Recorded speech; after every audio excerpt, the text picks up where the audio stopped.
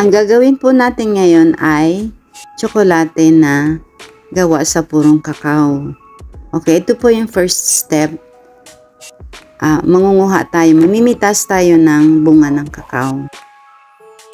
Ayan na. Okay.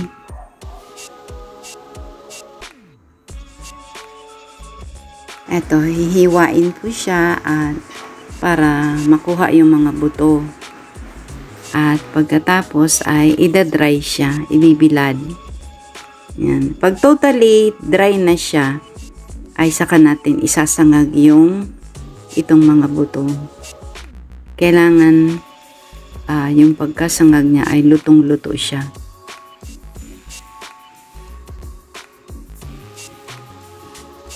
Ayan. Tapos, pag naluto na po siya, pag nasangag na ng gusto, palalamigin at isa-isang babalatan. Ayan. Kikita nyo na binabalatan siya.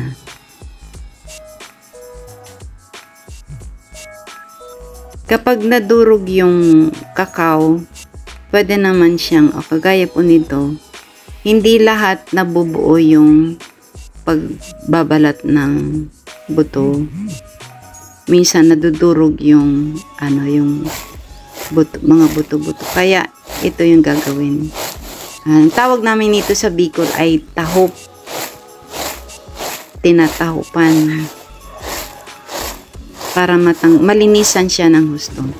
At ngayon ay dinala ko na sa paggigilingan ng kakao.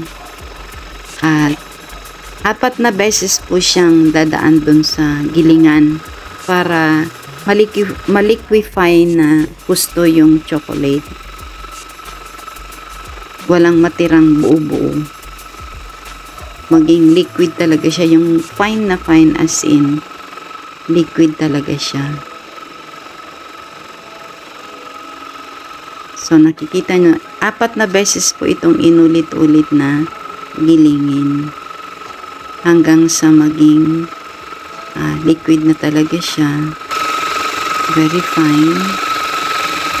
At makikita nyo, makintab talaga siya. Pagka hindi siya naluto ng tama, hindi ganito ang resulta niya. Medyo buo-buo at hindi siya makintab. Okay, kapag malamig na po yung kakao, or yung chocolate, ay hihiwain ko na siya into equal parts and babalutin ko ng 2 pieces per pack para kapag mag-bake ako ay kukuha na lang ako ng isang balot sa bawat brownies na ginagawa ko or binibake ko.